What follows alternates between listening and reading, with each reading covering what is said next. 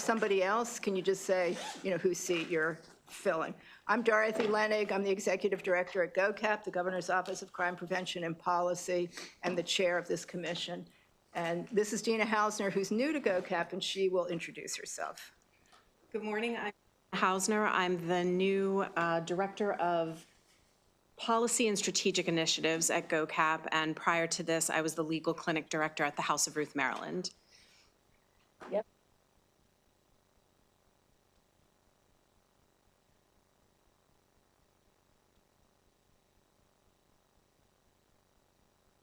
Good morning. I'm Dina Hausner. I'm the new Director of Policy and Strategic Initiatives at GOCAP. Prior to joining GOCAP, I was the Legal Director at the House of Ruth, Maryland. Good morning. I'm Meg Sullivan. I serve as the Deputy Secretary for Public Health at the Maryland Department of Health. Good morning. I'm Dr. Rohr. I am a forensic pathologist and the Director of the Armed Forces Medical Examiner System. Good morning. I'm Jeff Zubak, Director of Research Analysis and Evaluation at GOCAP. Good morning. I'm Brian Diggs, Deputy Chief, Intelligence Investigation Division. I'm here on behalf of Donnie Bauer, our Director. Good morning. Major Adam Stahersky, Maryland State Police Criminal Enforcement Division, here on behalf of Lieutenant Colonel Kenny Brown. Morning. John Menard, Commander of the Maryland State Police Homicide Unit.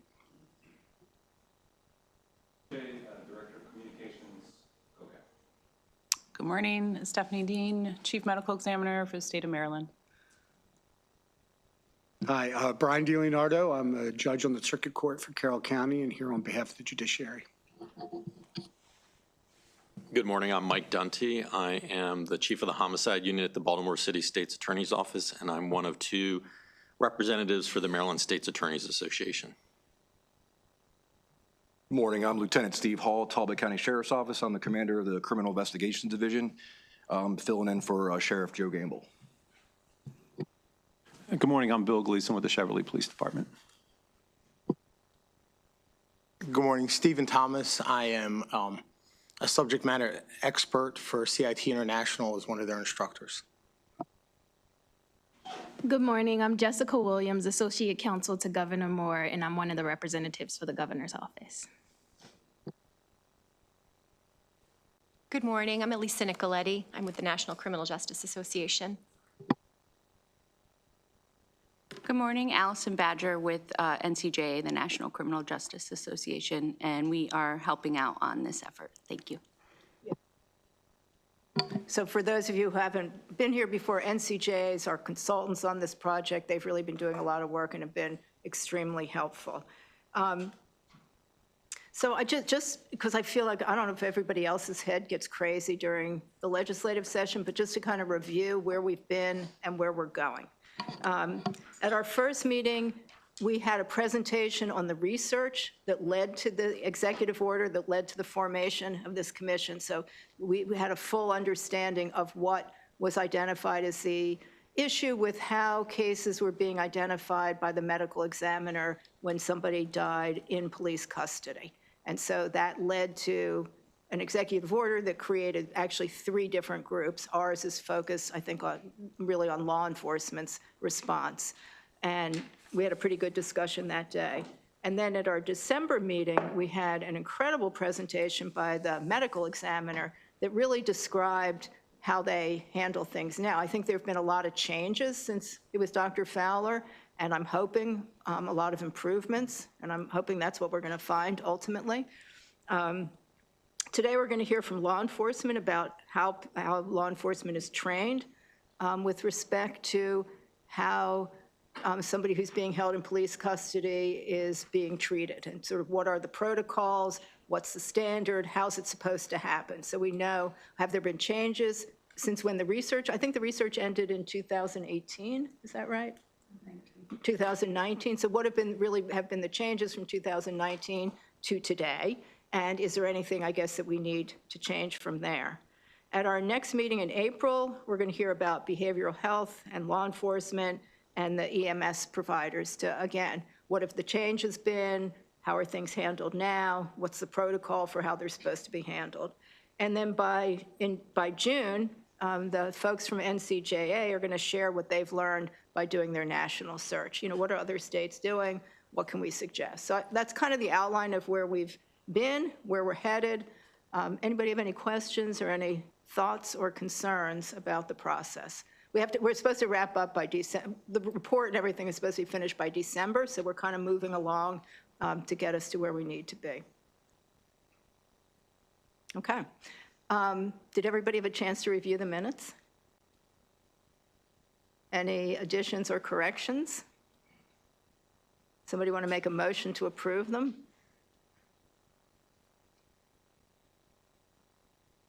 Motion to approve the minutes. Thank you. And I guess a second? All right. All in favor? Are they okay? Anybody object? It's like pulling teeth here. Come on, I have to wake you guys up. You're supposed to be waking me up. All right. So today's presentation is from the Maryland Police Training and Standards Commission. Wayne Silver, who's the executive director, is here. His life and my life have gone parallel for a lot of time, and today is the first day I actually remember meeting him, although I think we were both sitting in that budget hearing last week, but we didn't get a chance to talk to each other. So Wayne, why don't you describe your credentials and kind of who you are before you give your presentation? Thank you, Director. As the Director said, my name's Wayne Silver. I'm the Executive Director of the Maryland Police Training and Standards Commission. I have over 30 years of law enforcement experience with the federal government primarily, in all facets of law enforcement work, to include instruction, doing audits and assessments, inspections. When I retired, I came to work for the Police and Corrections Training Commission as an instructor in the academy, because I had been an instructor for years. I did to include firearms and a defensive tactics instructor. They realized I had an auditing background, which often happens, and I started helping out with the audits. And the next thing you know, there was an opening for an executive director, and I was selected, appointed by the commission and approved by the governor. I've been the executive director of the Police Training and Standards Commission for 5 years now. Seems like it just started yesterday, and I came on right at the beginning of police reform. And I do appreciate the opportunity to discuss the commission with you and to answer any questions you may have regarding the requirements for a police officer, the training, and specifically how police officers are trained to deal with crisis, deal with de-escalation, and also how they are trained to do the best they can to ensure that they can minimize in-custody deaths and their responsibilities at different facets of the interaction with the person. All right, so I'll start with my first slide. There we go. So I'd like to talk just briefly about the roles and responsibilities of the commission, because one of the things I find is a lot of misunderstanding of exactly what the commission's responsible for. The first thing we do is we develop the certification requirements for police officers in the state of Maryland.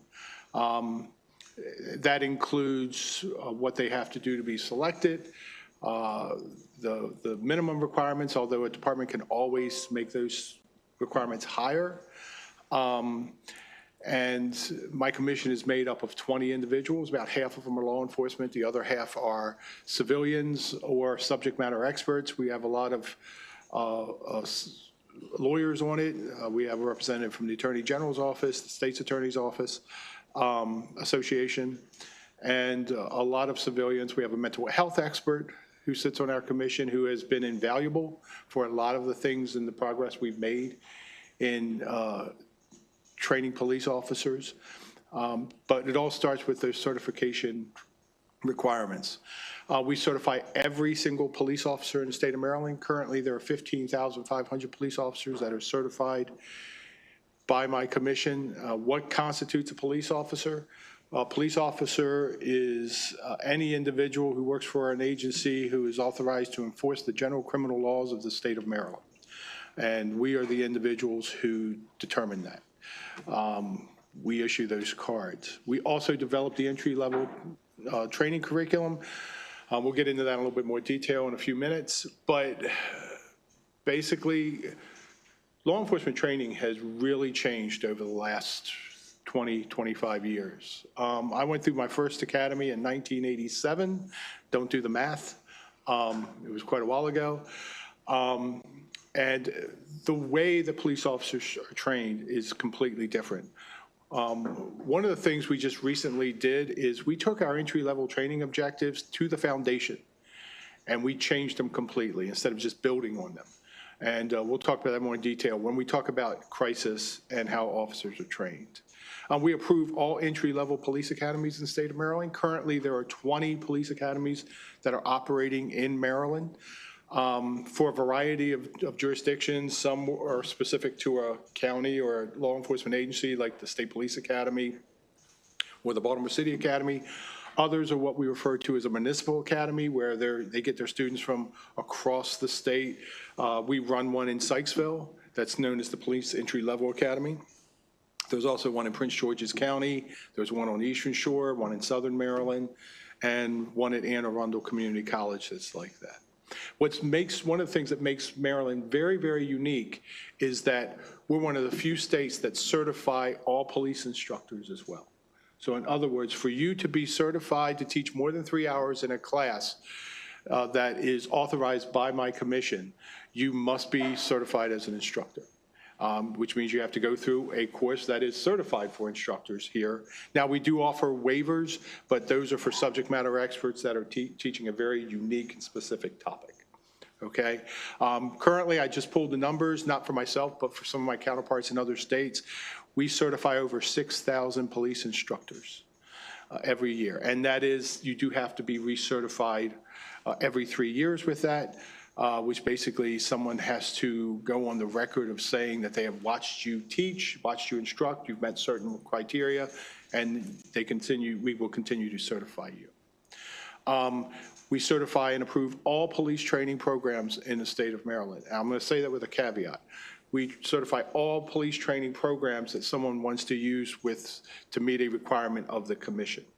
For example, entry-level programs are all certified by us, but we also certify all the in-service programs and specialty programs that are certified by the commission. Somebody can come in and they can run a course, a law enforcement training course in Maryland without going through the commission, but the commission will not recognize that, and the individual will not get any credit for going to that course with the commission, because they need a minimum of 18 hours of training every single year. Next slide, please. Some of the other responsibilities we have, we conduct research and analysis to identify best practices. This is something that the commission has really embraced recently, where we really want to try, if we identify a problem, we want to try and fix it ourselves. We've done a variety of research and analysis. We're currently doing that with police pursuits. And when we do that, we will publish it on our website for other agencies to see. We develop model policies when directed. Usually that direction comes from the Maryland General Assembly. There's quite a few bills. There's actually 5 right now that would direct my commission to develop model policies, ranging from everything from the identification on uniforms to vehicle pursuits and everything in between.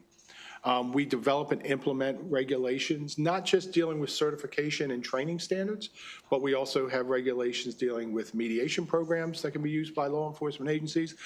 We wrote the regulations that incorporated the Police Reform Act for the ACCs and the trial boards. And we have on hearing boards, because obviously we hold revocation hearings when we want to remove someone's certification. So we're pretty robust with those. We train all the administrative charging committee and trial board members throughout the state. I've had the good privilege and fortune of meeting every single ACC and trial board member. The ACC are the individuals who make a determination on whether an individual will be, has engaged in police misconduct, and make a, bless you, and they make a recommendation on whether the person should be administratively charged and what the discipline action will be. The trial boards is the second part of that, where after the ACC makes a determination, or if it's something that doesn't involve a member of the public, the law enforcement agency will. If the officer wants to grieve it, they can request a trial board and move forward and have, it's de novo, they can have another a fresh review of the investigative file. Recently, we've also taken on, we approve all special police and security guard programs in the state of Maryland for entry level and their reoccurring training. We do not certify them. There's very different. It's the process is similar. We have specific objectives they have to meet. We do audit those programs to ensure, and we have pulled quite a few special police and security guard programs since we incorporated this. We do not license security guards or offer the special police commissions. That still falls on the Maryland State Police, but we work hand in hand with them. Sometimes we'll bring things to their attention. Sometimes they bring things to our attention regarding with these processes so that we can audit them and look at them. We audit all certified programs and functions. Some of the primary audits that our certification unit does is they audit the certification requirements. So anytime an individual becomes a police officer in Maryland, the requesting agency must submit what is known as an application for certification. And that application for certification it's a 2-page form that they have to fill out where they have to check off with the date and in some cases who completed it, all the requirements to be a police officer in Maryland. And I will say this, I've had the good fortune of working throughout the country. Maryland has some of the hardest certification standards in the country, bar none, absolutely bar none. So we audit them. That means we physically go out, and if they told us they did a background, we look at the background paperwork. When they tell us they did a polygraph, we go and look at the polygraph results. We look at the entire file to identify, to ensure that that person did meet those requirements. If we have a problem, that is a phone call I take immediately from the auditing unit, and we will first try to identify the scope of the problem. Fortunately, the problems that we have found have traditionally been administrative. Somebody just can't find a form, or they forgot to fill it out completely. Occasionally, there are issues where someone, the form wasn't completed properly and we have concerns. So what we do in those cases, ladies and gentlemen, is we have to mitigate it. And it may mitigate sending the person back to get additional testing done. It may be changing the process of the agency. And in some cases, it may be this individual has to go in front of the full commission to determine if they really should be a police officer. All right. We take that very seriously. We also audit every program that we give what is known as a P number. That says we've certified the course.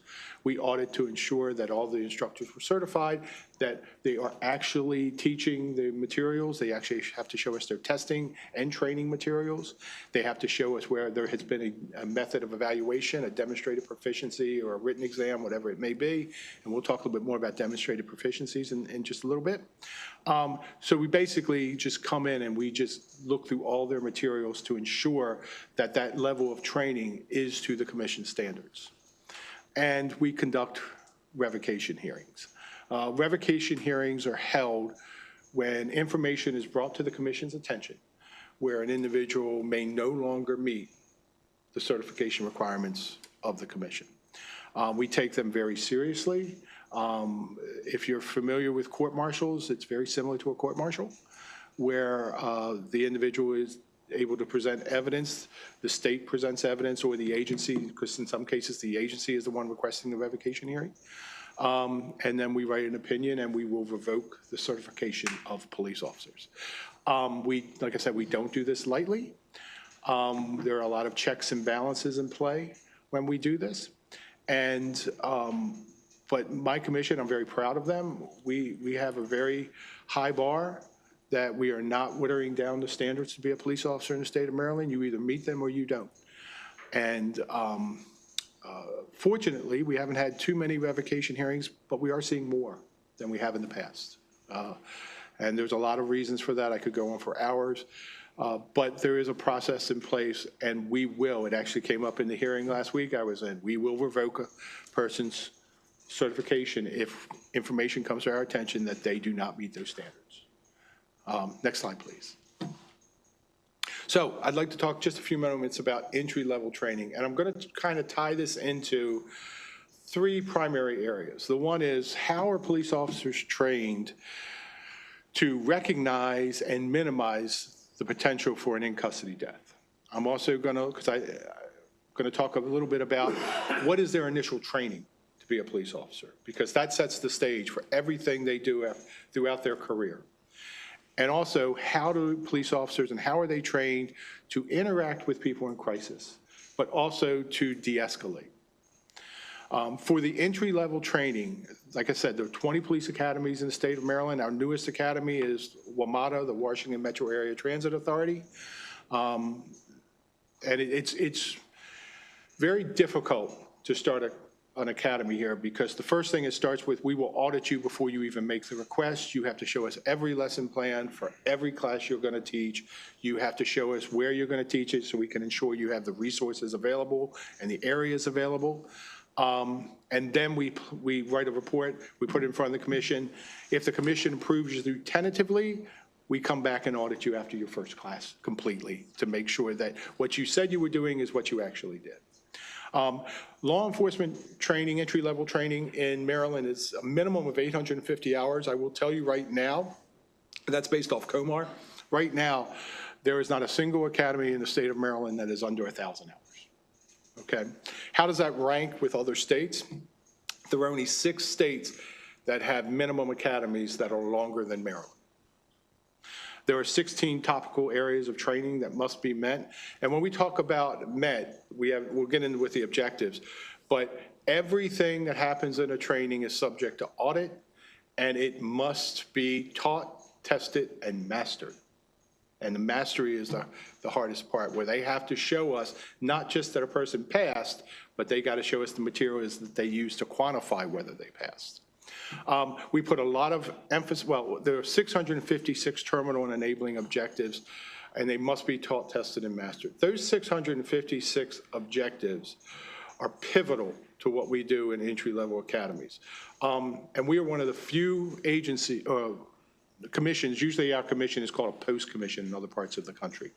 We are one of the few post commissions that actually drills down to the level of terminal and enabling objectives. A lot will give, you have to teach certain areas, the topical areas. We break it down, and we get to the level of specificity where we can say, for example, vehicle stops. You've got to demonstrate that not just overall you know how to do a vehicle stop, but you also have to be able to demonstrate that you know the steps of doing a vehicle stop. That you know the first thing you have to do is you have to communicate to your dispatch. You have to communicate to the driver. There's certain things you have to do on approach. There's certain things you have to do when returning to your vehicle. And there's certain things you have to do when you're interacting with the person in the vehicle. All of that has to be taught, tested, and mastered.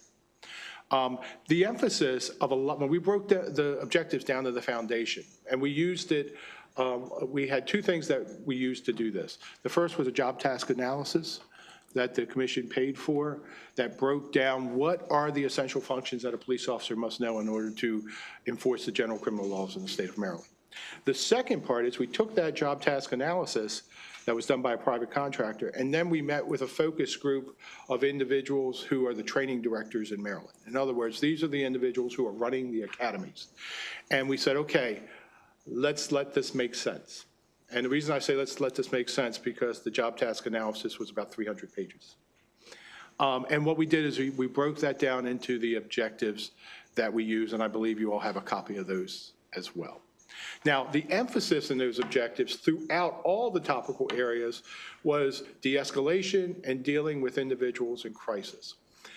And one of the things that the commission has done in support of the Training Directors Association and the academies is we have taken a more holistic approach to a lot of areas dealing with de-escalation. To put in perspective, when I was still teaching in the academy, I was requested to respond to a informational request on how many hours our academy taught de-escalation. And the honest answer is almost all of them. And here's why. Teaching de-escalation is not a 2-hour program where I can teach you this is what the law says. We do that. I do that for the ACCs and the trial boards as well. We can do that. But de-escalation training and dealing with individuals in crisis, it starts from day one, because it starts with teaching police officers how to approach an individual, how to talk to an individual. a matter of fact, one of the things that we're going to talk about is a lot of what we do now is hands-on. It's not sitting in a classroom learning theory. It's tacit information where, okay, we told you how you're supposed to approach. Now you're going to show us. And you're not going to show us just once. You're going to show us through the entire program, which is usually anywhere from 5 to 6 months, depending on how long their days are. And what you're going to do is you're going to build those skills from day one all the way through so that you're not just shocked when you have to do something for the first time. And a lot of that is that emphasis that we place on de-escalation and dealing with individuals in crisis. Next slide, please. So let's talk briefly about what is de-escalation. Public Safety Act 3-524E1, a police officer shall, when time, circumstances, and safety allow, take steps to gain compliance and de-escalate conflict without using physical force. All right? So I want you to think about something when we talk about de-escalation. This is a pretty good definition, but I'm going to expand it a little bit. And that is it gets back to what I said earlier. De-escalation is the state of mind of the officer. And part of that is there's very important words that are in here. When time, circumstances, and safety allow. Part of that training, ladies and gentlemen, is training officers when to identify that time, circumstance, and safety. And also, unfortunately, when to have to identify it is not. Now, part of this is there's this term known as discretionary time. Okay, you'll hear a lot of law enforcement instructors, trainers use it. What discretionary time is if a police officer gets on the scene, and this starts, like I said, day one in the academy, they have to use different techniques, both verbal and physical, to build more time, because the more time you have to make a decision, the more options you have in making that decision. Okay, so a lot of the academy is built on teaching the officers how to do that, so that it becomes just automatic, because that's the way they operate, regardless of the situation that they're going in. Next slide, please.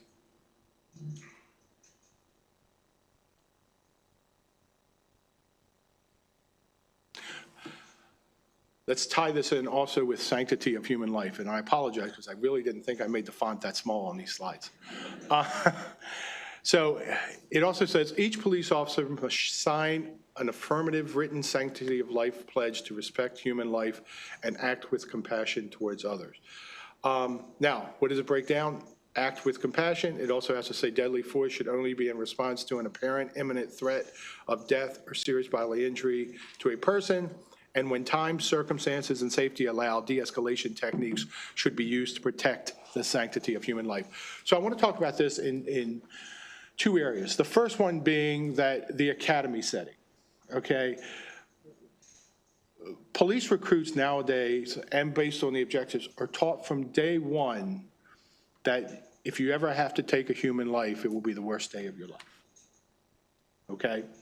And how important life is and how there are certain factors they should look at. It's ingrained from day one. Now, I'll go off on a little bit of a tangent, and I apologize, but I just want to make the comparison of how training has changed, okay? There was a day, does anybody remember the show Hill Street Blues? Okay, I'm probably dating myself with that. But, okay, you all didn't have to shake your head yes, I was there. So in that show, the desk sergeant used to always say, let's do it to them before they do it to us, okay? And frankly, that's the way people were taught in academies. They were taught almost as if they were an occupying army, okay? And it's not done that way anymore. The way it's done now in the training, especially when we get into demonstrated proficiencies and situational-based learning, is they are trained that anybody can hurt you, but not everybody's going to hurt you, okay? And that is a big difference in the methodology of training, but also the mindset of when you're interacting with people. There's a term we use, some other academies use a slightly different term, but it all means the same. We build those files in that police officer, that they have healthy files, that when they find themselves in a situation that is tense, uncertain, rapidly evolving, they can revert back to those files and say, okay, I know how to handle this, okay? The number one thing we teach them is to breathe, okay? I was a use of force instructor. I was a DT instructor. And you have not lived until you've had a student who is so excited about what's happening, their adrenaline is running so fast that they pass out because they forget to breathe. So it's a simple thing as teaching them breathe, breathe, breathe. Okay, keep that adrenaline in control. So that's part of it. The sanctity of human life is taught from day one. The other thing that happens is that in order to be certified by my commission, you must sign the sanctity of human life. And when our auditors go out, they want to see it. Now, there are 155 law enforcement agencies in the state of Maryland. Some are very large, some are very small. Some are, I just talked to a chief last week. His department consisted of him and a part-time officer. Okay, so they're not all huge agencies, but we audit them all. We really do. And if we go to an agency and that sanctity of life isn't on file because they've already attested that it is completed and filed, we will immediately lapse that individual certification until it is taken care of. Now, I'm going to tell you, when this first passed, I was just relatively new as the executive director. I started getting calls from some agencies who said, my officers don't want to sign the sanctity of life statement. And I got to tell you, I was a little taken aback. I was like, why? And it was simple, something I never really thought of. It's all back to files. They found it insulting because they have engaged in their entire career to protect life. And now someone wants to put it on a piece of paper. So we got through that. We got past that. So every police officer in Maryland now signs that sanctity of human life statement. Next slide, please. The duty to intervene. That's built into our objectives as well. To include, it is something that must be demonstrated. And what I mean by demonstrated is that, and I know there's a bill this year on duty to intervene. Every police officer must pass the requirements that they understand what they have to do to intervene. Now, intervention can take a variety of different ways. Interventions could be something, because, you know, the adrenaline's running, officers are emotional, their ability to perform functions, their gross motor skills are breaking down, and they may end up in a situation that they weren't readily prepared to be in, obviously. Duty to intervene could simply going over and tapping that officer on the shoulder and saying, what are you doing? Or it could be physically pulling them off. Those are extremes. Or it could be notifying the supervisor that, hey, I think Silver went a little bit too far.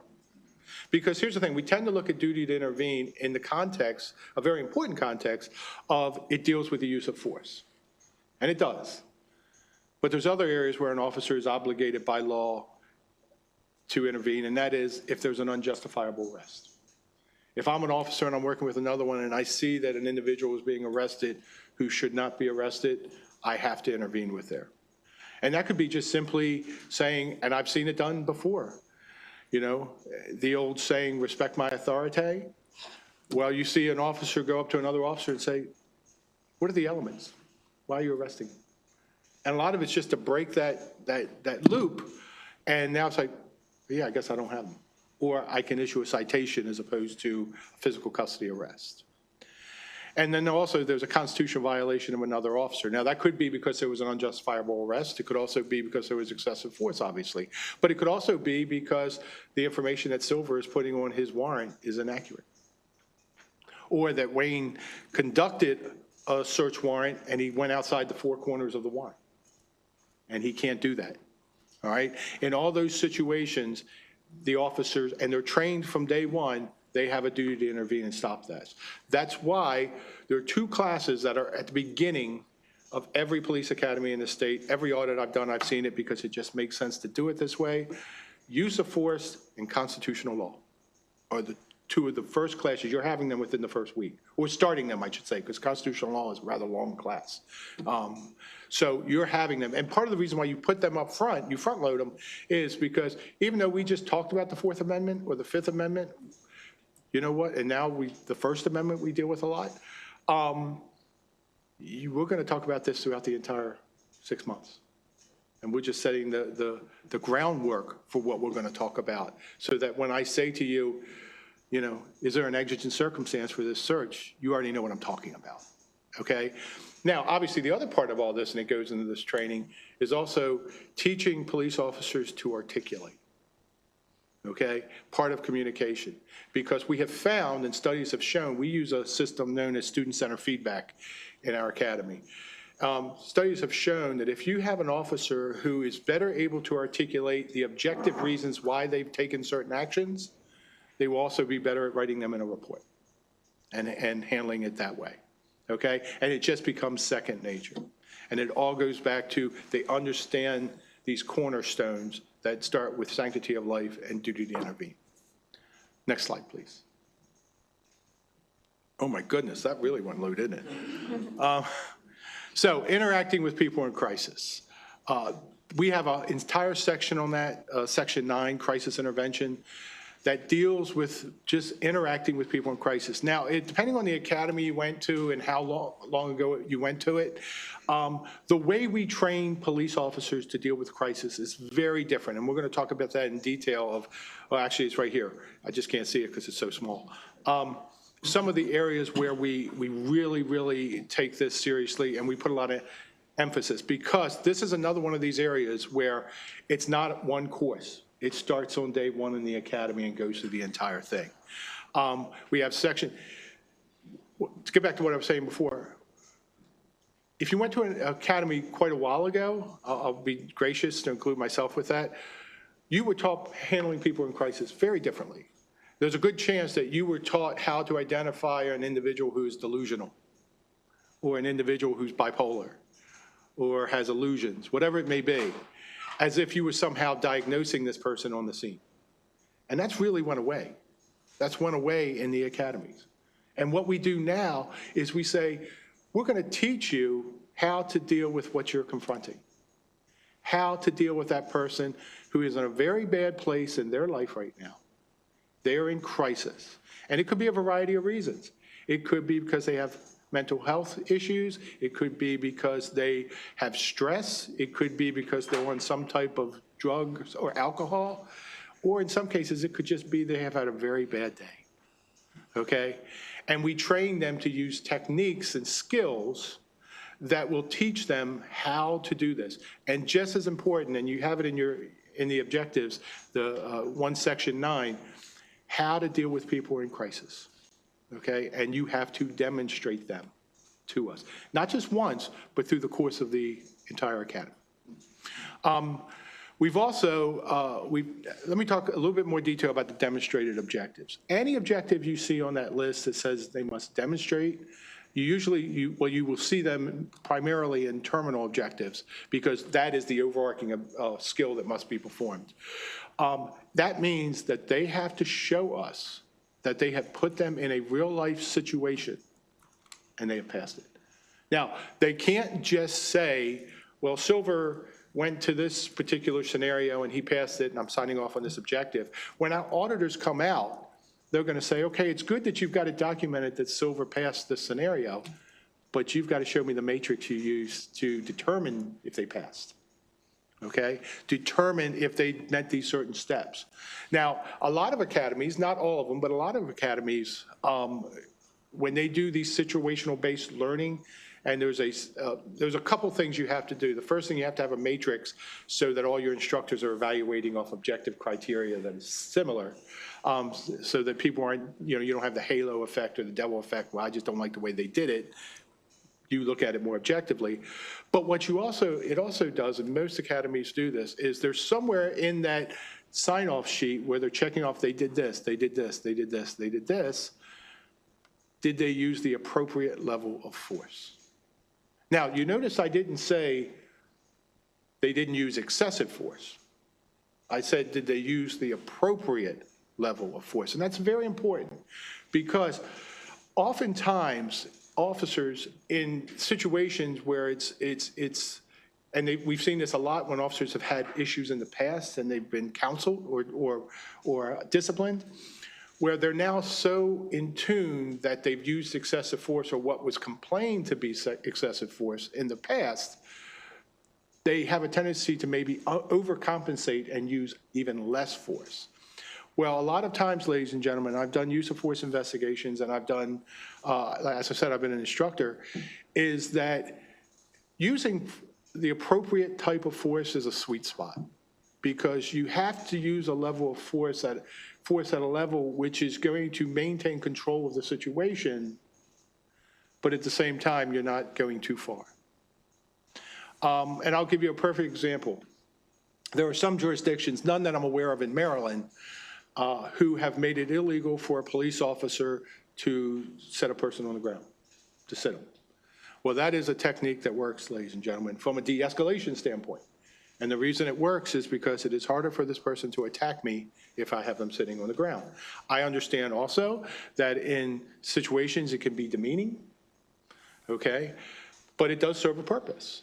Because when I talked earlier about that discretionary time, that's what you're building when you do that. Sit down. Because if you're sitting down, it's less likely you're going to assault me because you've got to take more actions. An action is always faster than a reaction. So I'm actually de-escalating by having you sit down. But here's what we also do. We train officers now on different techniques that can be used other than just sitting them down. It could be, I'm going to go to the other side of this table so that you have to negotiate this table before you get to me, okay? I'm going to change the tone that I talk to you when I'm dealing with crisis. You know, if you've ever watched any YouTube videos or television shows, and you have a police officer who's ordering someone to do something and the person doesn't comply, what do you usually see?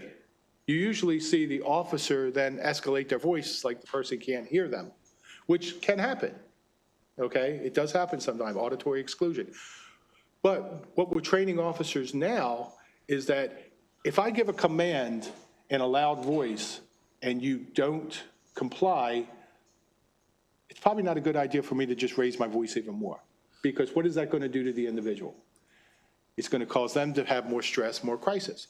So how police officers are trained now is that if I tell you to perform a function and you don't comply, to use a softer voice.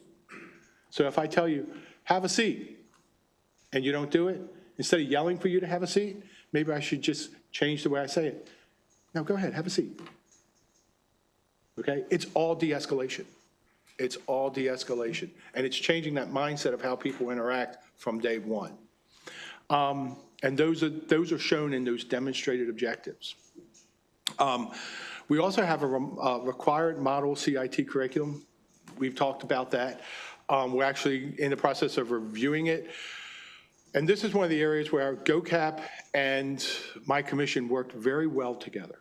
Okay, very, very well. We both identified, I have to give GOCAP credit, I believe you brought it to us initially, that, hey, we need to have, actually, I think it was tied to some grants too, I believe.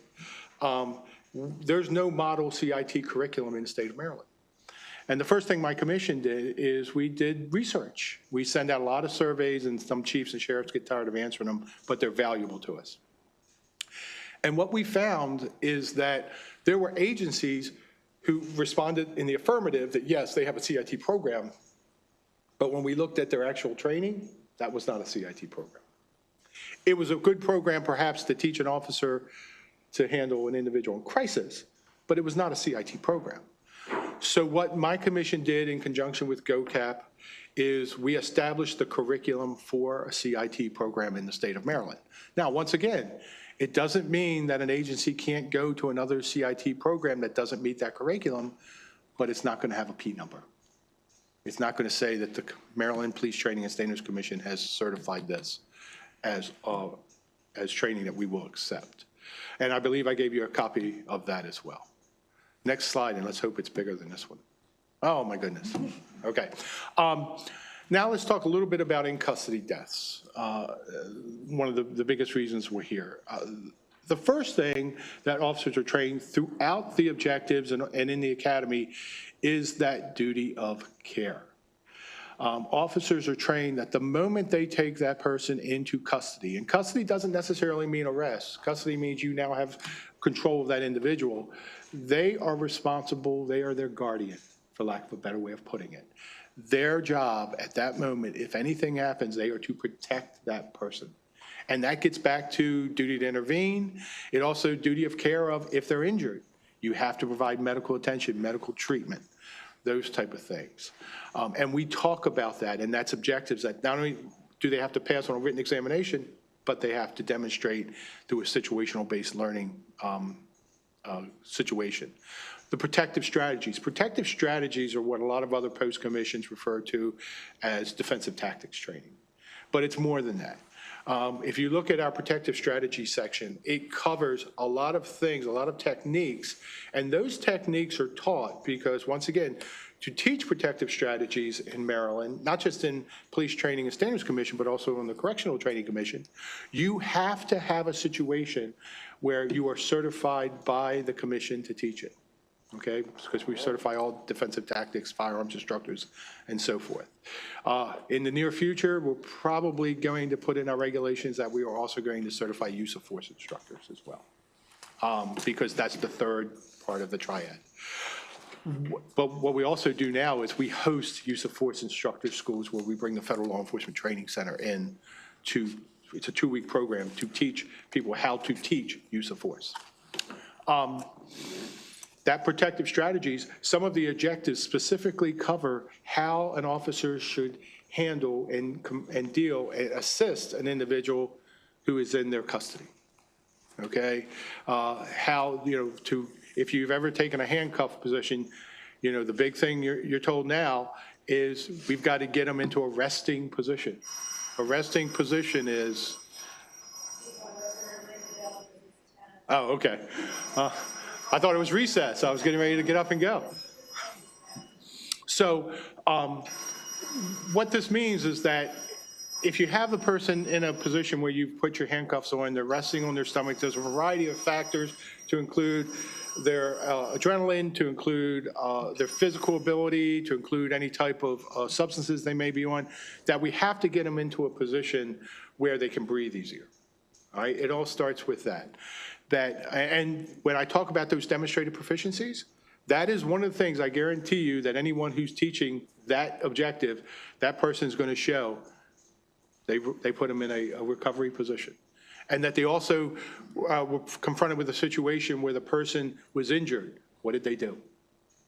Did they request medical care? Did they start giving medical aid? Those type of things. And that's all in the protective strategies. What my commission also did is, and this was slightly before my time, is they developed use of force best practices. And what those best practices are is that these are the things that not only do you have to have in your model policy, it gets back to how we write a lot of model policies, but you also have to have it in your training programs as well. That there's just certain things. Now, what happened, interestingly enough, is PERF, the Police Executive Research Forum. They conducted a study where they put out guidance on the restraint-related death recommendations. In other words, it was very similar to our use of force best practices, where they were saying if you want to minimize or alleviate the possibility of having an in-custody restraint-related death, these are the best practices. So initially, my commission looked at these, and we were directed by the commission to incorporate those best practices into the recommendations into our best practices. Well, as we started doing that, ladies and gentlemen, we found out something that was really good. And that was that we already got most of these. The one that wasn't in there, and I'll tell you, was about having an individual specifically assigned to that person to look after their care on the scene. So as the commission staff started writing this document where we were incorporating the recommendations, we finally just gave up. And we gave up because after a while, we were just plagiarizing PERF. It just got to the point where we were just cutting whole sections and putting in errors or to add it. So we went back to our commission and we made a recommendation and they approved that instead of us rewriting it and maybe losing something in translation, the commission itself would adopt the PERF restraint-related death recommendations as a best practice. And we did that. And we did that. Now, the other part of this, in dealing with in-custody deaths or any type of force used, is there are also a lot of objectives and a lot of training time given to the officers on the ramifications of their behavior. That they have to know that they can face administrative sanctions from their department or their whatever governing body they have, that they could also face civil penalties by being sued, as well as their department can be sued. And obviously there are criminal ramifications. There's a ton of them. Obviously, if it deals with force, it would deal with if they take a death. But there's also, we cover things such as 18 U.S.C. 242 of the United States Code, depriving an individual of their civil rights, civil liberties under the color of law. I've said that a few times. So we cover across the board, but we don't do that to scare them. We do it so that their eyes are open, that there are best practices in place. You're being taught best practices in your academy. And if you mess up, these are the ramifications you could face. However, the number one thing we tell them when we do that is tell the truth. Just tell the truth. What happened? There is a good discussion going on right now within law enforcement dealing with body-worn cameras. Body-worn cameras have been a godsend to police officers. They truly have. But there's a good discussion, and there's no right or wrong answer with this, on whether a police officer should review the body-worn camera footage before they write a report, or should they write the report, then review the body-worn camera footage. Personally, and the way we teach it is write your report, then look at your body-worn camera footage. Because the report is your files. The report is what you saw, heard, felt on that scene, okay? And then look at it. So if you thought that the individual perhaps said something to you, write that in your report. And then if you review your body-worn camera footage, and it turns out that's not what they said, you can write an addendum saying, after reviewing my body-worn camera footage, this is what was actually said. It's a more objective, clear picture of what occurred. Our concern with, and there are some agencies that do it, where they look at the body-worn camera footage, and there's also technology now that will pretty much at least give you the template of your report just from what your body-worn camera footage shows. And what we do now is we're like, you know what, for the officer, it's more honest just to what objectively did you experience? Put that in your report first.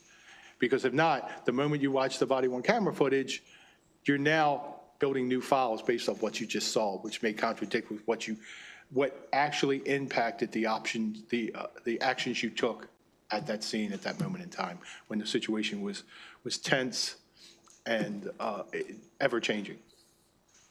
I believe that's it, but next slide.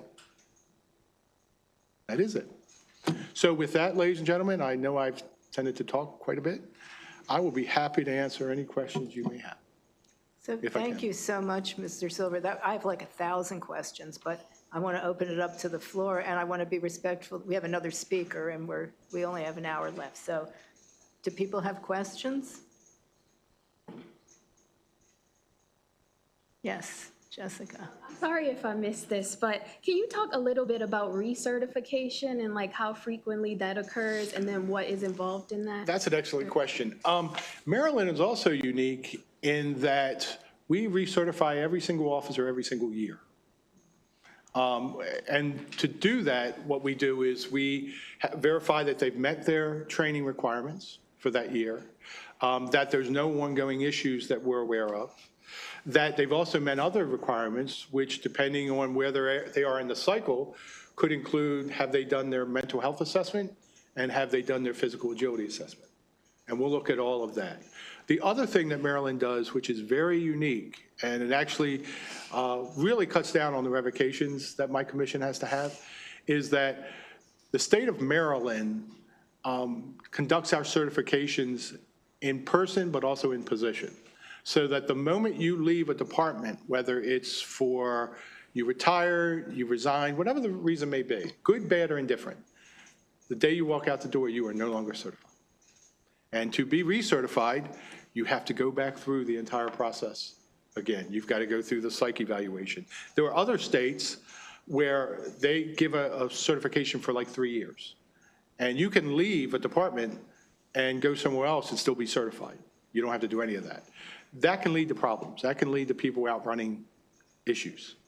One of the other things that I'd love to take credit for it, but it actually came from the General Assembly, is that when a police officer leaves one department to the other and goes to another, they are required by law to go look at the internal affairs or HR file at every agency they've ever been to and report to the commission anything they find that may identify that the individual does not meet the certification standards. And so if that person resigns because of something ongoing at their department, they're not getting a free pass because we're going to take it up before we recertify them. Thank you. Yes, Tiffany.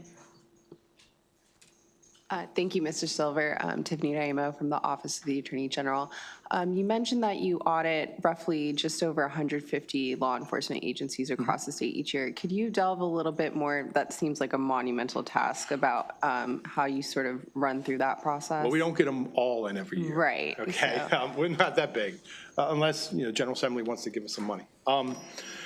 So there's a couple ways So things they that can. ring the bells every time they're calling the House members to the floor or when they're about to take a vote. And so if you can just stop for a second, I know it's hard, but That's we're in okay. their space. So back to it, there's a couple things that will trigger an audit. The first one is that it's just on the time frame. It's the timeline. It's time to do it. The second one is that we have an area of concern. And that concern can come from members of the public. Oftentimes it comes from other law enforcement agencies, a variety of different areas. We can conduct an audit for that. Other times, the agency itself will request that we come do the audit. We see that a lot when agencies have new chiefs, and they're like, hey, can you come in and give us a good scrub? And the type of audit we do may be different. We may initially do what's known as a limited audit, where we're just kind of it's more of a fact check, where we're basically coming in and we're looking at signs. And I'll tell you, I'm a firm believer throughout my career that I can tell a pretty good idea of what I'm going to find 20 minutes into this, just being there. We look for things such as, is there a pattern of practice? We'll look and see if there's what's known as wet ink. And that, okay, this is an awful fresh looking form for something that was supposed to be a little bit old, and we will use a forensic auditor if need be. So there's things that we can do. And oftentimes we will start off with a limited audit and then we're like, no, let's go in and do the whole thing. And it may depend. It may be an audit of, we're going to look at these selection standards. Or it may be, we've noticed some inconsistencies with your psychological evaluations. So now we're going to look at everybody's psychological evaluation. So there's a lot, we don't do them all in 1 year, but I will tell you, our auditing unit is made up of 3 people. And they are, every day, they're out auditing someone. That's why if the director of audits calls me and says, we have to talk, I know they found something of concern. Maybe not necessarily a problem, but it's something of concern. Other questions? Yes, Judge. I know you did a lot to talk about the evolution in terms of the way police officers were taught or that mentality. What about as far as correctional officers? I can only talk more limited on correction officers. Their counterpart actually sits across the hall from me. But I will say this, I do know that they have also embraced the escalation training, that they have also revamped their objectives as well based on the job task analysis. It was kind of one of those things, when we did it, they did it too. And they are doing the same process. My deputy director of my commission is also the deputy director of the Corrections Training Commission. So there's a lot of similarities between how the two commissions operate and those standards, but that is the one thing. The correction side is a correctional training commission. We are training and standards, so we can have a much broader look at a view of what is done as opposed to the correction side. Yes. Can you speak a little bit about maybe what happens when a death occurs in custody during restraint, and what steps are taken after the fact, maybe using either the autopsy findings or the body-worn camera footage, and then what happens, I guess, to those officers as well? Is there any retraining or anything like that? So I can talk generally about it, because each agency is going to be a little bit different. So obviously, the minute the death occurs, there's going to be a criminal investigation. There's going to be an internal investigation to determine if there is a crime has come. Now, so that process, and on the police side, the Attorney General's office is now going to be involved, and they're going to do that investigation. One other thing that my commission also has now that we've just embraced this year is that we actually now review the Attorney General's IID's annual report, and we make recommendations based off of it. We'll be doing that in our April meeting. But once that has been, the criminal side has been completed, now we're into a couple of different areas that we have to look at. First, even though the action of the officer or officers was not criminal, are there things we can learn? You know, one thing that has really been embraced, not just within custody deaths, but pretty much any type of training, is we're going to learn from what's happened in the past. And this has also been embraced on the correction side.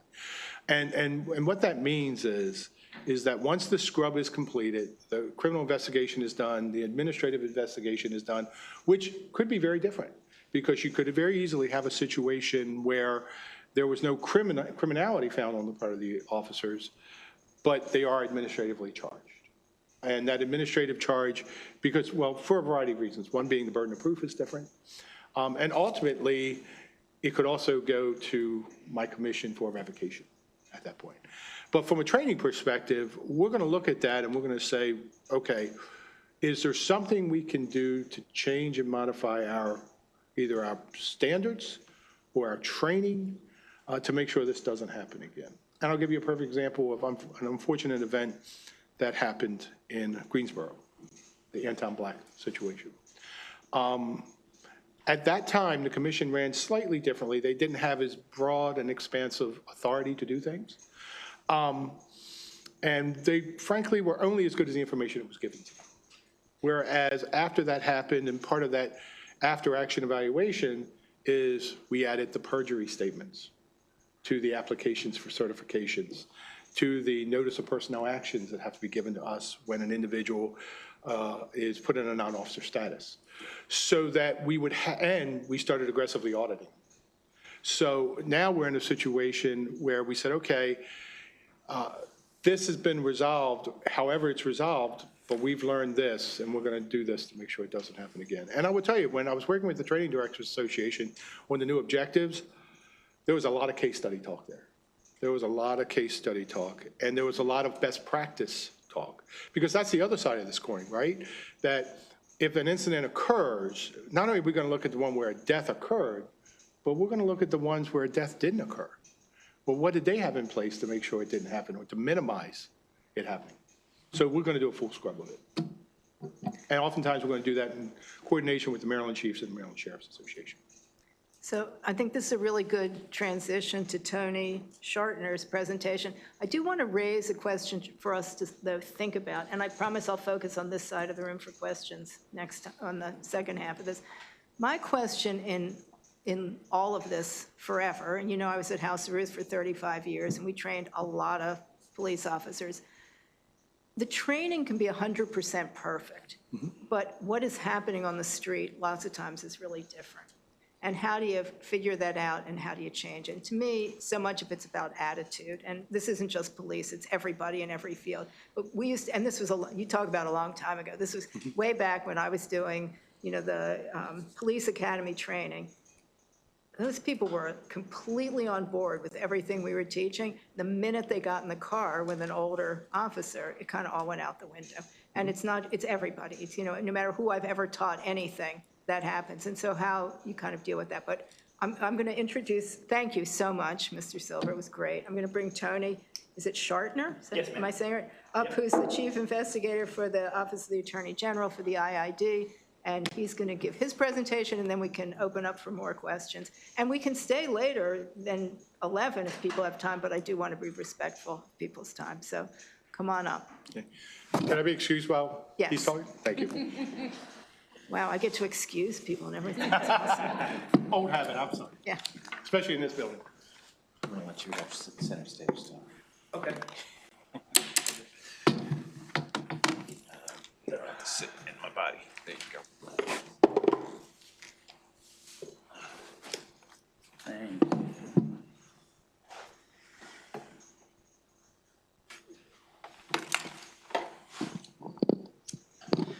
All right, good morning. Thank you for having me and us here today. As mentioned, my name is Tony Shartner. I am the chief investigator for the IID, which is in the Office of the Attorney General's office. I've been here since August of 2021, when our division was created. I have a 22-year prior law enforcement experience prior to coming here. And I guess we'll just go ahead and kind of jump right in it. We'll talk about our division, how we were created, how we either assume cases, how we handle those cases, and then towards the end, we'll go over some numbers of cases that we've had since October of 2021. So our team, we have 6 attorneys. We are led by our division chief, who is a attorney, and then we have a deputy chief as well. And then we have 8 in investigators. I am the chief investigator, and there's a total of 8 of us.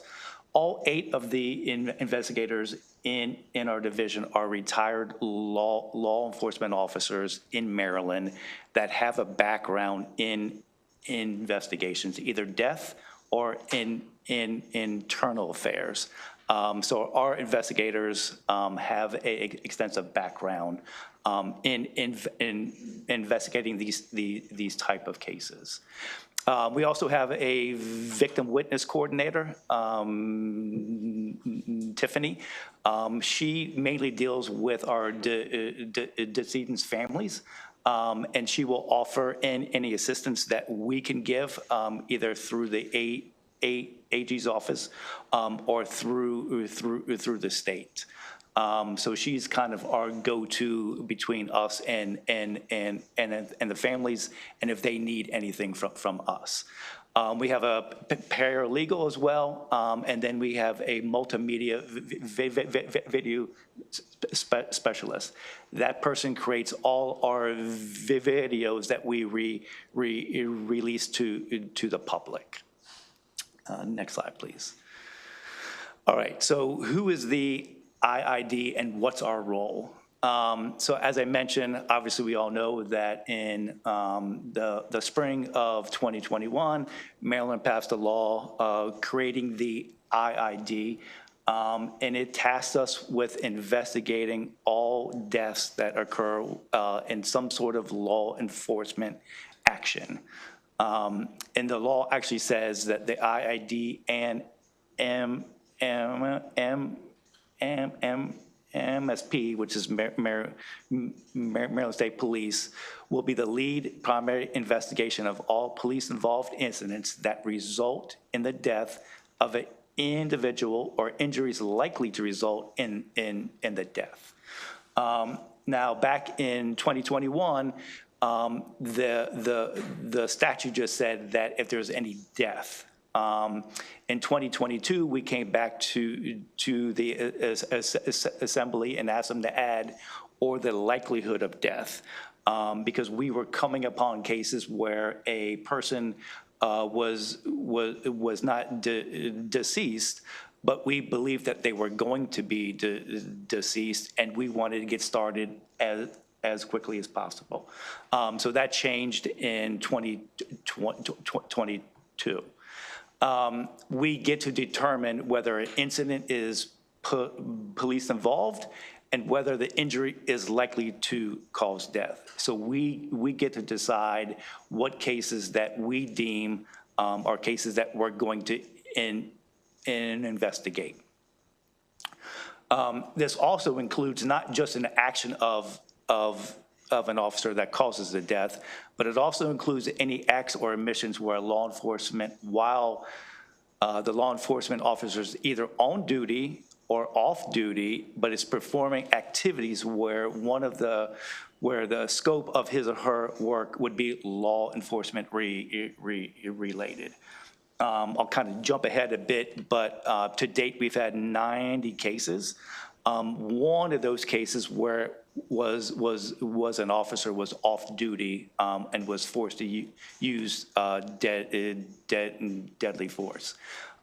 So not only do we investigate whether an officer causes the death, but if the officer didn't do something and maybe that led to the death, that's something that we would investigate as well. Next slide, please. We also, during our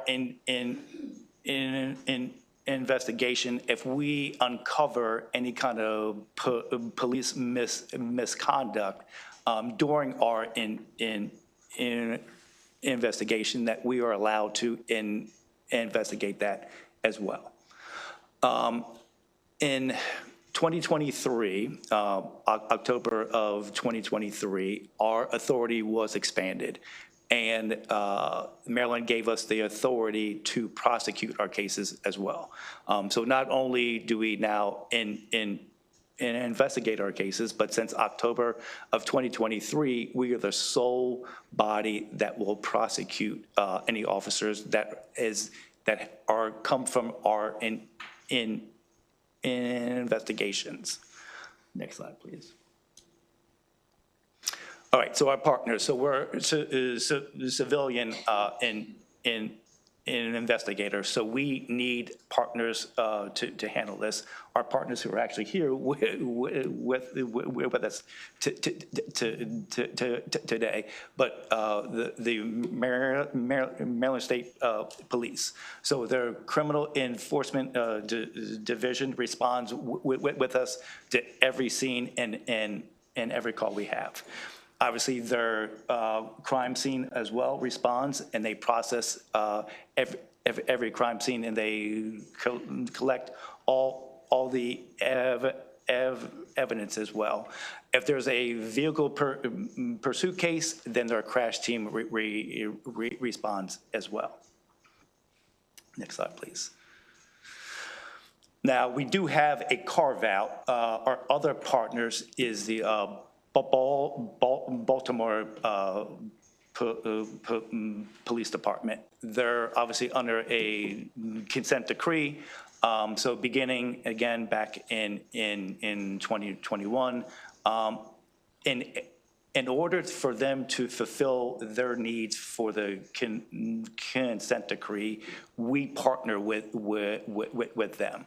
So if we get a case with the city, their detectives from CERT will come with us and investigate that death. Along with their crime scene folks will come out and process that crime scene. But we have the ultimate authority over that case, and we dictate that case from the beginning to the end. Next slide, please. All right, so we live in a gray area because the law says police involved in incidents. Well, what does that mean? And that's pretty broad and large. So how we defined it are any acts or omissions, again, of an officer while that officer is performing a law enforcement function, whether on duty or off duty, and those actions result in the death of a person or results in injuries likely to cause death. Again, that's a pretty broad scope of ideas and cases, but we kind of break those down into four categories. One are shooting cases. Two are use of force cases. Three, which we're talking about, are in custody deaths. And then vehicle collisions or pursuit cases. And again, any other actions of where an officer should have taken some sort of action and did not, and that results in death. Next slide, please. All right, so what's the process?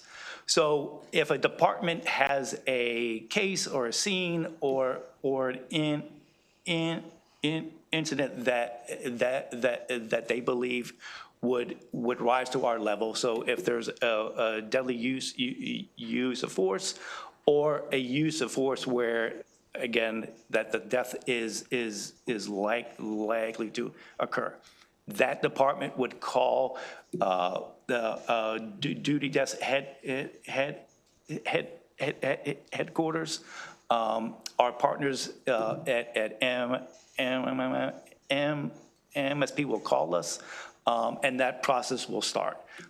We will respond to the scene and take over that scene.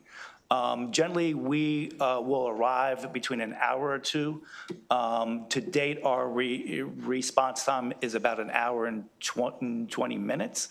And once we're on the scene, we assume control. So our crime scene folks will be there. We'll start to process that scene. We will identify, the officers that are involved. If there's any witnesses, ballistic evidence, surveillance video, body-worn camera, and such. And so we will spend hours at a crime scene, and again, to process that. We only get one shot at a crime scene, so we make sure that we do it correctly. Next slide, please. As I mentioned, we will identify pretty quickly the officers who are involved. Typically, those officers are taken off the scene very quickly and taken to a different location.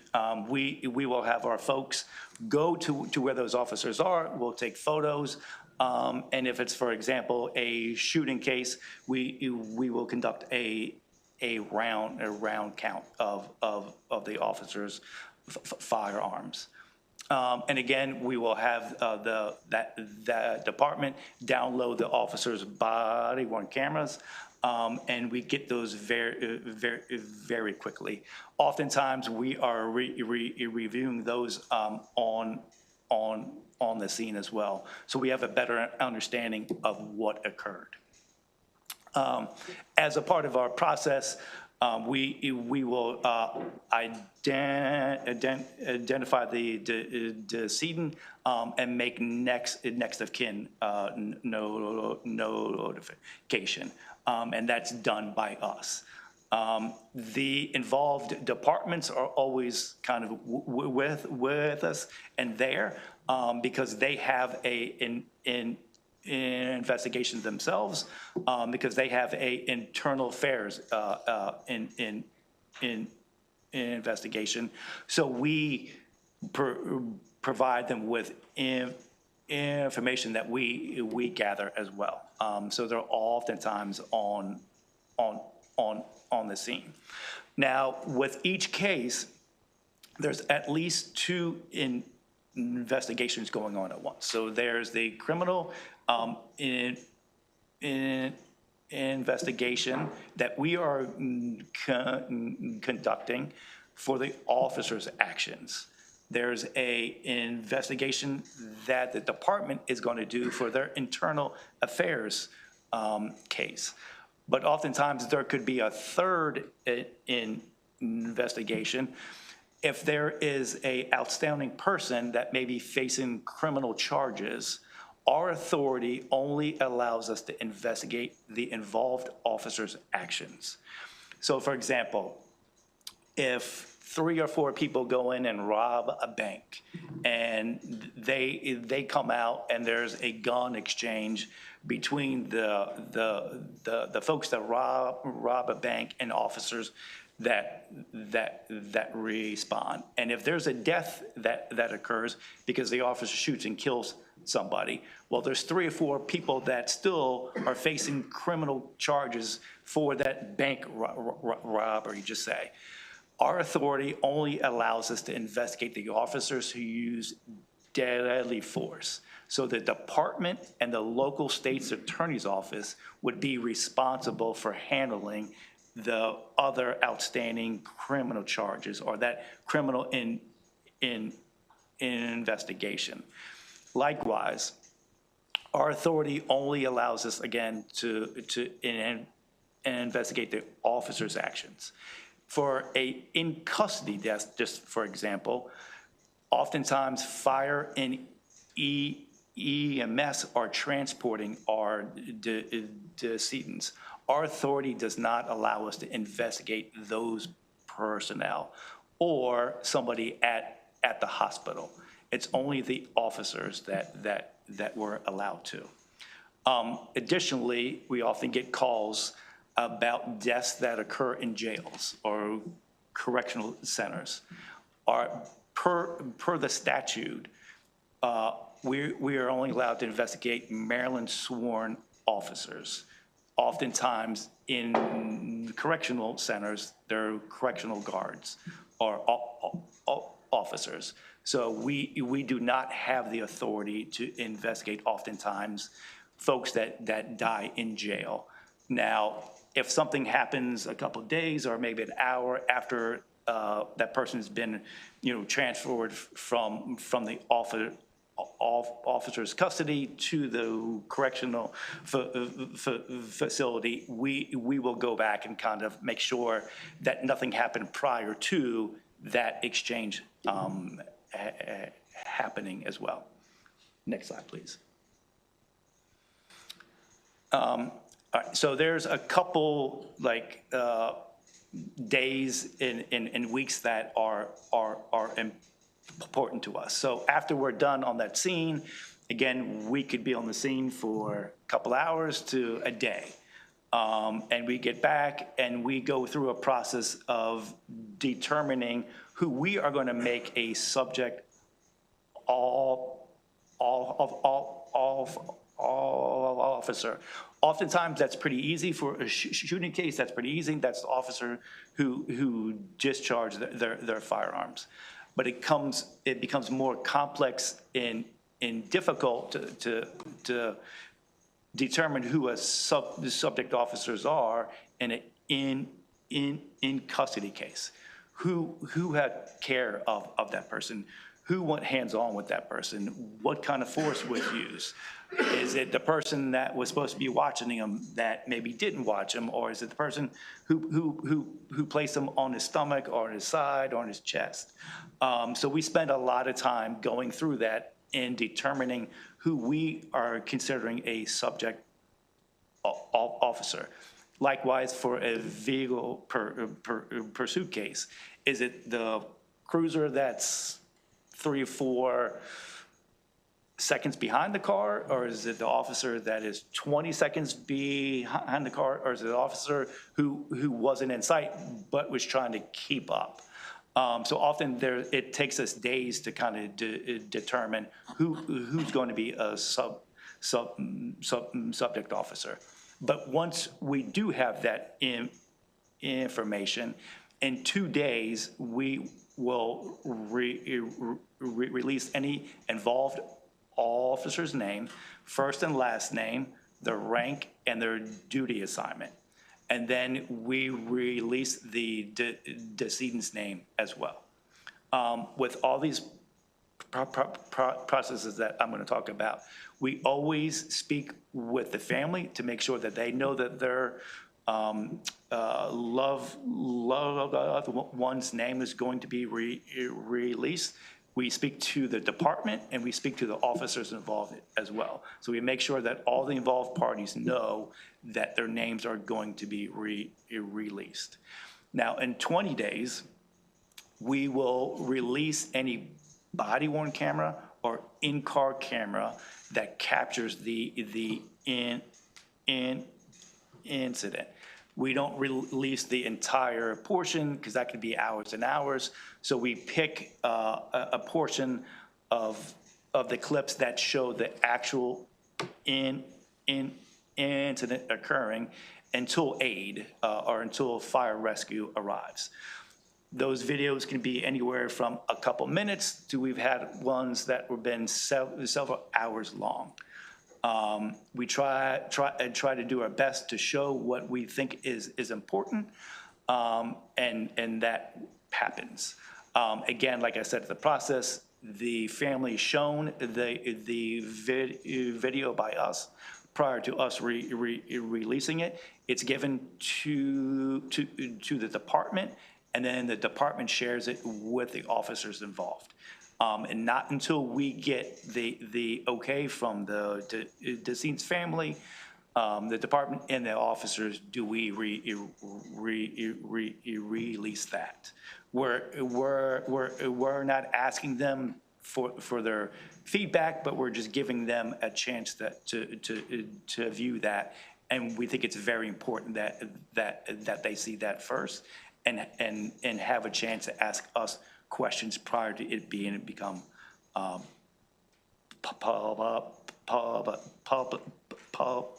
public. At the conclusion of our investigation, we will release a report, and in that report, we will give details of the investigation, about the facts, about the case, and then there's a legal analysis. Our reports are written by our attorneys assigned to the division. They generally are between 7 and 8 and 20 pages-ish, depending on the complex of the case and how many people we have involved. We have, cases where we've had one officer involved, where we've had cases where we had up to 12 officers involved. So that report is done. Again, that's shared with the family. The family gets a chance to read it, ask questions. It goes to the department and the officers, and then we make that public as well. Next slide, please. So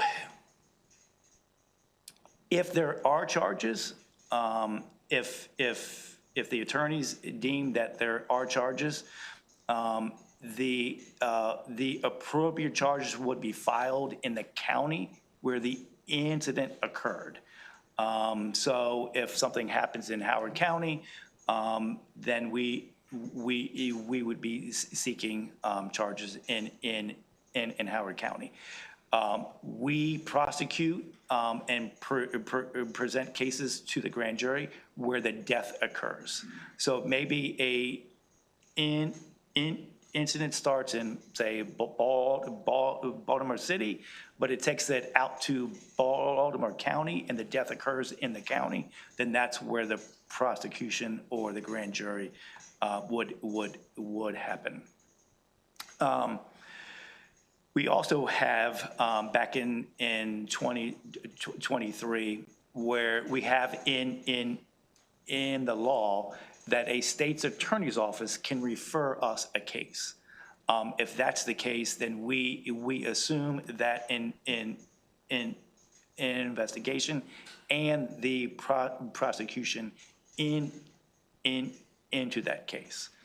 Additionally, the Attorney General can decline any charges, but refer or ask that the local state's attorney's office take over that case. To date, we've had neither. Next slide, please. All right, wow, that became blurry, and there's no numbers. Well, that's a problem. Yeah, I've right here. Yeah, that's weird that it didn't. Does it? Okay. All right, well, good thing I got my handy. All right, so we've had a total of 90 cases so far since October of 2021. And those numbers break down as follows. So we actually had one Tuesday night, so the number is off by one. But we've had 47 shooting cases so far. We've had 30 fatal vehicle pursuits, and I'll call them vehicle pursuits collision cases. We've had 10 in custody cases. We've had one fatal traffic related and 2 use of force cases. Again, so that's for a total of 90 cases. We average about somewhere between 18 and 22 cases per year. So for example, in 2026, we've had 5 cases so far this year. Next slide, please. All right, so our fatal pursuit collision cases, that makes up 34% of our cases to date. And that we've had 30 cases with 31 deaths. We've had one case that was a double. In those cases, 13 of our decedents have been the driver of the pursued vehicle. In 8 of the cases, someone outside of that pursued vehicle, so a person that was driving along and the pursued vehicle struck another car and someone in that other car died. So we've had 8 of those occur. We've also had 8 persons die within the pursued vehicle, so a passenger in the pursued vehicle, but not the driver. And then in 2 of our cases, we've had 2 pedestrians that were walking that were struck and killed. So those are numbers for our pursuit cases. Next slide, please. This is going to be really hard to read then. So this is the jurisdictions where our cases are occurring. On the right side are the counties, and on the left side are actually the departments. So the biggest number of cases is in Baltimore City with 21 cases so far.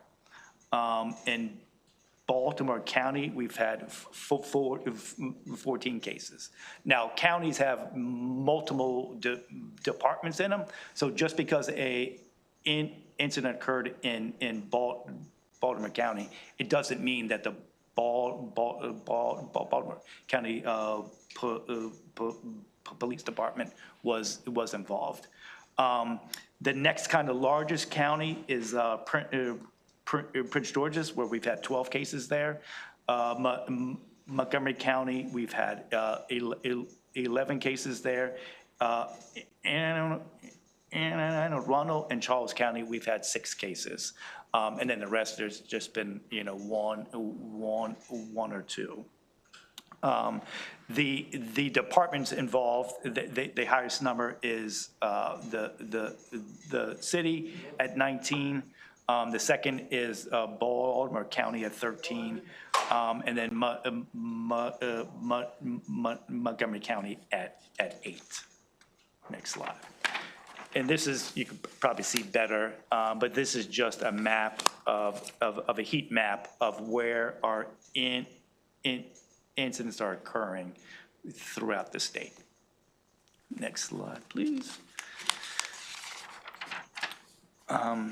And so this slide is showing what type of weapons are officers encountering when they're using deadly force in shooting cases. So just for shooting cases, obviously there's going to be no weapons in pursuits, generally speaking, in custodies as well. So just for shooting cases, in 26 of our cases, our decedent was armed with a gun. In 12 cases, our decedent was armed with a knife. In 3 cases, other. So there's been sticks, there's been all types of other things, but 3 others. We've had 2 cases where the decedent was not armed, and 2 cases where a car was used as a weapon. And in 1 case, we had a gentleman apply he had a gun. Next slide, please. Our decedent's demographics. You can see the majority of our decedents are black males, and then followed by white and Hispanic. But a large portion of our, obviously, of our decedents are males, and few females. Most of our female decedents have been involved in some sort of pursuit or car crashes. Next slide, please. And then, so our ages of our decedents, and I think this is what kind of surprised us. But again, the graphic is pretty hard to read.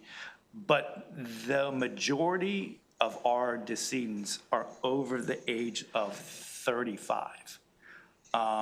And so that was a bit surprising. And we've had 13 cases of folks that are over 45 years old, and 11 cases of folks that are over 55 years old. So that was surprising to us. Next slide, please. This is just a makeup of the involved officers, their race and genders. Again, most males, and most white males as well. Next slide, please. And then the next slide is the years of service that our involved officers have. The majority of our officers have less than 4 years on. And then it gets, less and less where officers have more years on the job. Next slide, please. And that's it. I know that's a quick overview, but that's the IID. Thank you so much, Mr. Shartner. Okay, I'm opening up to questions, and I'm looking at this side first because you didn't get to ask any questions last time.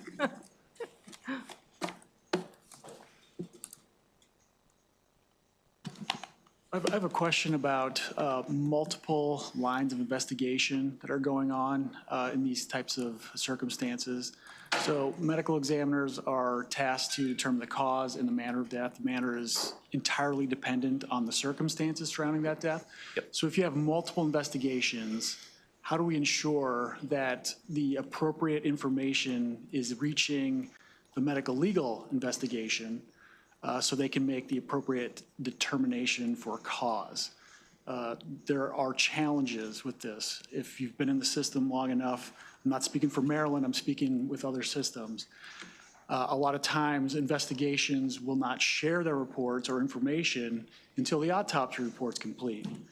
But that's that catch-22, is we need the investigative information before we can sign out the autopsy report. So what is the strategy for making sure these multiple investigative lines of efforts are, the information is reaching the medical legal authority? Yep, so we are the spear, the top of that spear. So everything comes through us. So when we assume an investigation, everything is ours. And then we choose to share that with the other department, county, or legal folks. We do that often, but we can control all that information. Also, then that information is shared with Dr. Dean's office a day or two after we have it. So we provide a link to Dr. Dean's office with any video, any reports as well. The folks from MSP's crime scene and their detectives, and oftentimes our investigators, are going to the autopsy as well, and making sure that ME has any information they need. We have a great relationship with Dr. Dean's office. I've been down there personally showing video of an incident that next day when the autopsy is happening. So the doctors have a better understanding of what's going on. But that's a continuous flow of information to her office. As soon as we get something, then it goes to her office. But we control the investigation, so we kind of set that tone. If that answers your question. Did that answer your question? I think it answers the question. It's just that communication and how that is documented. A phone call that is a very important phone call with the information that's shared is difficult sometimes to capture as the final medical legal autopsy report and all the supporting documents. And so based on experience, it's important to make sure there's a good mechanism for information sharing. Sure. So the medical legal authority has documented information that they can use in their determination versus, I remember having a phone call that was very important, but the formal sharing of information wasn't complete. Gotcha. Thank you. So is there a formal sharing of information? Yes, I mean, we do it through like a link. We share, and I think it's through like OneDrive, where anything that we have is shared with their office. Julie, do you? So our paralegal, and I think Dr. can correct me, but I think we've had pretty good communications with our office. Our paralegal will create a OneDrive and make sure all of the appropriate material has been sent over. Again, as Tony has indicated, our investigators are there immediately when we're having a lot of this camera footage, which is probably the most crucial part for Dr. Dean. We're providing it to him in the very beginning of this process as soon as humanly possible. But we do, I think, and Dr. Dean, correct us if we're wrong, I think we've had pretty good mechanisms for sharing the material. That's correct. There is a good, communication flow between our office, and definitely it helps having Rebecca as the paralegal, kind of the point of contact. I think sometimes there are some challenges and I think it's more of a factor of just differences in different jurisdictions. So the information that we might receive might be different depending on what jurisdiction it occurs in. For instance, some jurisdictions, we will receive a use of force report, and in others, we won't. So that is just, I think, probably could use some standardization.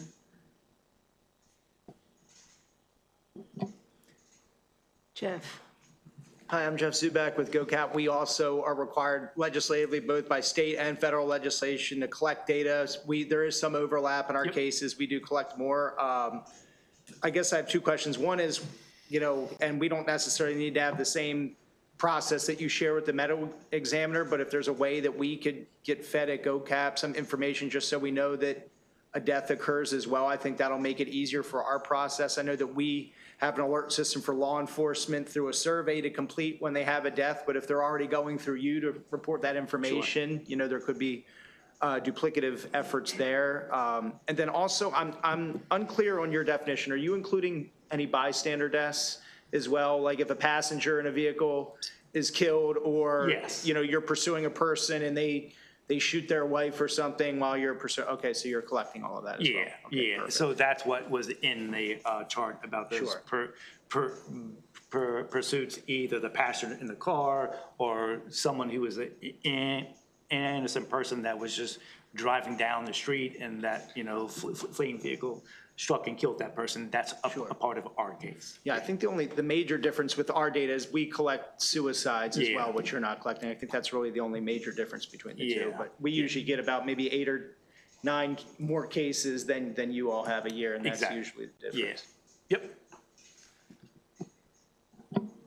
Other questions from this side? Okay. Questions on this side? Yes. Good morning, sir. Thank you for your presentation. It was very informative. You flashed up a lot of statistics about the cases that you handled. How many officers have been criminally charged or indicted from their direct involvement in the use of force or shooting or pursuit? Yep. So for our cases, there's been a total of 3. 2 have been charged by our office, and 1 has been charged by the Baltimore City State's Attorney's Office. That happened prior to 2023 when we got prosecution. Right. And my understanding is the one at Baltimore City was an officer that ran a traffic. Hit a pedestrian or a guy on a scooter. Yes. And the other 2 you talked about, they were misconduct for not directly related to the criminal negligence of the use of force. I'll let the attorney answer that. Are you talking about the first case we prosecuted? We have, in our unit, since we have prosecution power, we've prosecuted, 2 incidents. We have 1 that's pending at this point. There was, the first case that we prosecuted was some misconduct charges that was not directly related to the fatality. I think that's what you're asking. Yeah, we still have a pending matter. Yeah. I guess my point to that question is tying together what Mr. Silver was saying and the police training commission and the training that our officers are getting in the state of Maryland. It's really good. I mean, they're making good decisions based on the training that they're getting. Yes.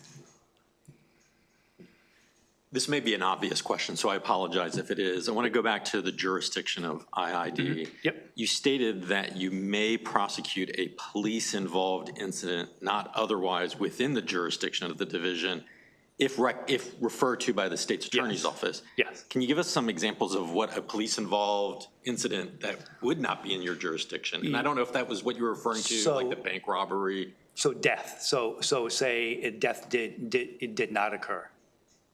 So if there's a use of force maybe that didn't result in death, if there was a shooting that didn't result in death, and we didn't take it because our authority is only death or the likelihood of death. Okay. So again, if something were to occur and that person didn't die, there is a way for the local state's attorney's office to refer that case to us. So if an officer discharges his or her weapon during an incident and the individual is not struck at all, so there's not death or injury likely to result in death, that could be something that could be referred to your? Well, it's the law states it has to be serious in injuries. Okay. For it to be referred to us. So in your example, probably not, because it's not serious in injury that occurred. Okay, thank you. Other questions? Yes, Allison. I just had a question going back to the sort of potential inconsistency from different jurisdictions. And I'm assuming this just has to do with capacity and, you know, smaller jurisdictions and such. But is there anything that you could see, and maybe you don't have an answer now, but might be able to think about it, but that would be helpful in helping get more standard materials across all jurisdictions that would help get all of the information that maybe the ME needs or you all need in your investigations, like use of force reports from all jurisdictions? Or is there anything that would be helpful? I'll kind of address the use of force reports. That's something that we don't often look at because we can't. Okay. Because we're prosecuting the criminal portion of that. Okay. And if there's a use of force, there could be a compelled statement in that. So we often don't want those and want to read them. Now, that's, I think, where the problem is, and I think we've kind of talked about that, and Julie can expand on that. But we often don't want those, and if we do, we get them. We don't read them, and they're walled off. But generally speaking, the departments have been very consistent with what they have and what they provide. We've been doing this now for almost 5 years, so most departments know what we're looking for, and they have that for us before we even ask for them. So this might be a silly question, but are there things that the ME would need that you all wouldn't need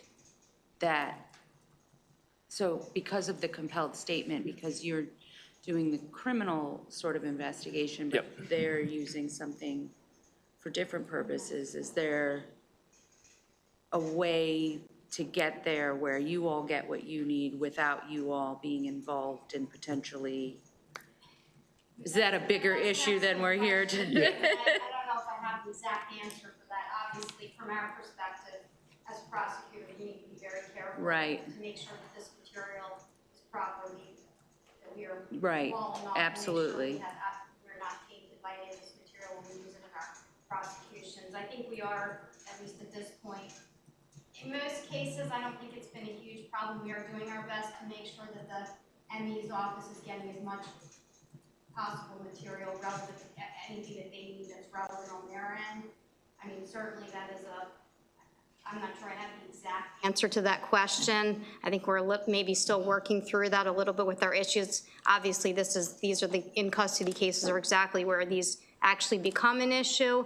And I think going back to the use of force, sometimes I think in some of these cases, some of these officers that we name as officers that we call subject officers in this unit that we're investigating, they may not write any reports. So because of the way that they're advised or when they're talking to their attorneys. So I think in some of these cases, just as far as more specifically on the use of force statements, there may be some that they're not writing them. If we have a case where gentleman or the decedent is going back to the likelihood of death, we've had cases where they might have written reports because the person is maybe still on life support, live dies maybe a little bit of a later time, so we might be able to provide, there might be use of force statements that we get in those cases that just may not exist in other cases because they're not writing any reports at all. And I think that might have been an issue we had sort of had, and I remember going back and forth with one of my cases about that. But certainly we are doing our best to make sure all relevant information we are,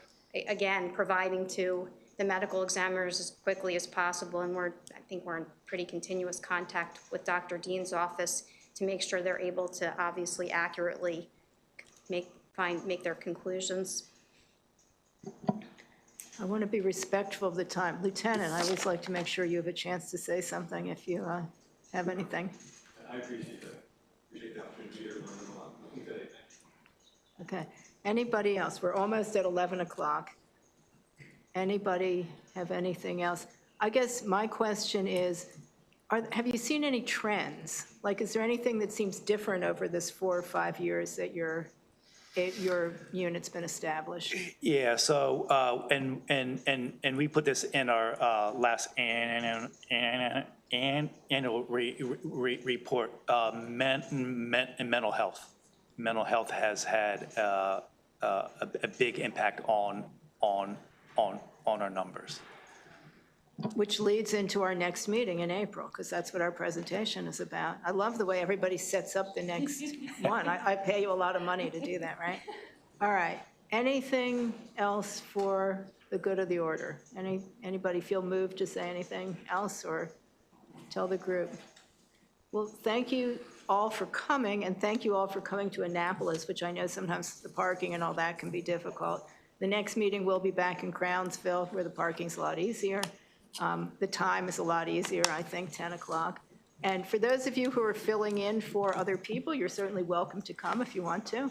And please keep talking to each other. I think a lot of what happens, I find at meetings like this, is you get to know other people doing other parts of the work, and now you have a face to go with a name, and it's a little bit easier to talk to each other. So thank you all. And let's hope it doesn't snow again.